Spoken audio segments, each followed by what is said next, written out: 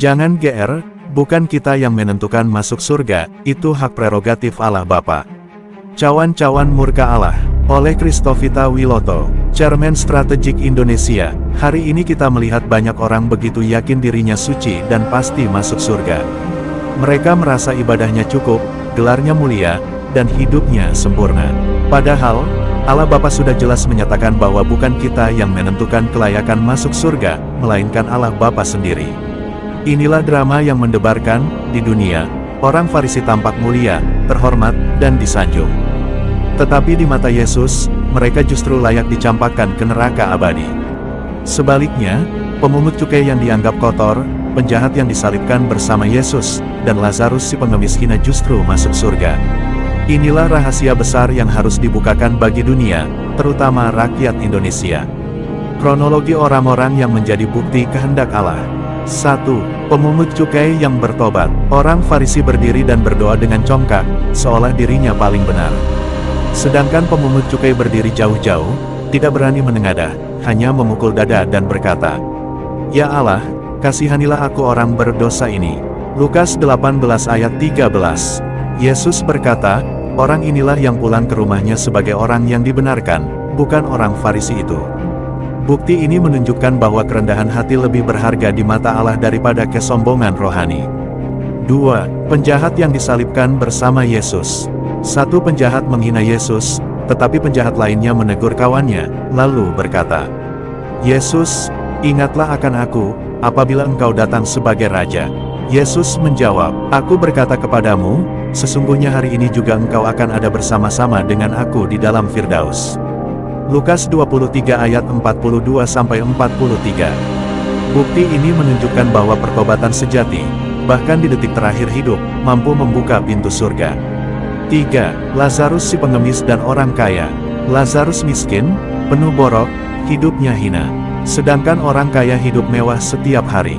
Ketika mati, orang kaya masuk ke alam maut, sementara Lazarus di pangkuan Abraham. Orang kaya itu berseru minta setetes air, tetapi tidak bisa. Lukas 16 ayat 19-25. Bukti ini mengajarkan bahwa ukuran Allah bukan kekayaan atau kehormatan dunia, melainkan kerendahan hati dan kesetiaan di tengah penderitaan. 4. Orang-orang Farisi yang merasa suci.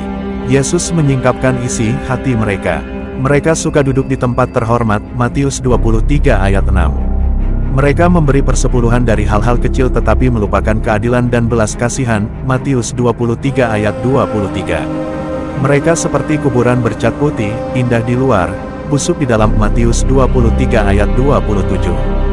Mereka menolak nabi-nabi dan membunuh orang benar, Matius 23 ayat 31.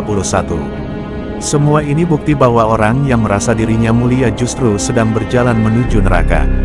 Yesus memperingatkan keras dalam Matius 25 ayat 41-43. Dan ia akan berkata juga kepada mereka yang di sebelah kirinya, "Enyahlah dari hadapanku, hai kamu orang-orang terkutuk, enyahlah ke dalam api yang kekal yang telah sedia untuk iblis dan malaikat-malaikatnya. Sebab ketika aku lapar, kamu tidak memberi aku makan, ketika aku haus, kamu tidak memberi aku minum, ketika aku seorang asing, kamu tidak memberi aku tumpangan, ketika aku telanjang, kamu tidak memberi aku pakaian, ketika aku sakit dan dalam penjara, kamu tidak melawat aku." Kronologi cawan-cawan murka Allah. Sekarang mari kita buka lembaran lain dari Alkitab, cawan-cawan murka Allah. Inilah rangkaian hukuman yang dicurahkan atas bumi, tanda bahwa kesombongan manusia akan berakhir dengan kebinasaan. 1. Cawan pertama, luka yang jahat. Wahyu 16 ayat 2. Bisul yang jahat menimpa orang-orang yang memilih menyembah dunia, kekuasaan, dan kekayaan. 2. Cawan kedua, laut menjadi darah. Wahyu 16 ayat 3. Laut, sumber makanan dan kekayaan, berubah menjadi kebinasaan. 3. Cawan ketiga, sungai menjadi darah. Wahyu 16 ayat 4. Air, sumber kehidupan, menjadi racun sebagai balasan atas darah orang benar. 4. Cawan keempat, matahari membakar. Wahyu 16 ayat 8. Panas membakar bumi, tetapi manusia tetap tidak mau bertobat. 5. Cawan kelima, kegelapan menyelimuti. Wahyu 16 ayat 10. Kerajaan binatang itu menjadi gelap, dunia penuh kebingungan dan penderitaan. 6.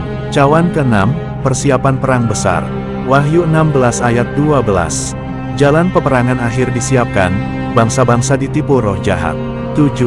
Cawan ke-7, gempa besar dan hujan batu. Wahyu 16 ayat 17-21. Kota besar roboh, pulau lenyap, gunung hancur, dan hujan batu seberat 100 pon menimpa manusia. Drama yang mendebarkan. Bayangkan, dari bisul menjijikkan, laut dan sungai berubah menjadi darah, panas matahari yang membakar, kegelapan yang menelan, hingga gempa bumi dan hujan es yang mematikan.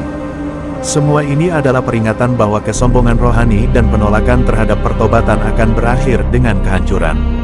Arahan Tuhan Yesus Kristus. Yesus menegaskan, jangan merasa diri suci. Yang diundang ke surga bukanlah orang yang banyak berdoa di depan umum, bukan pula yang merasa dirinya mulia, tetapi mereka yang bertobat sungguh-sungguh, seperti pemungut cukai, penjahat disalib, dan Lazarus yang hina. Jalan masuk surga adalah kasih nyata kepada sesama dan kerendahan hati di hadapan Allah. Yesus menutup dengan peringatan, banyak yang terakhir akan menjadi yang terdahulu, dan yang terdahulu akan menjadi yang terakhir.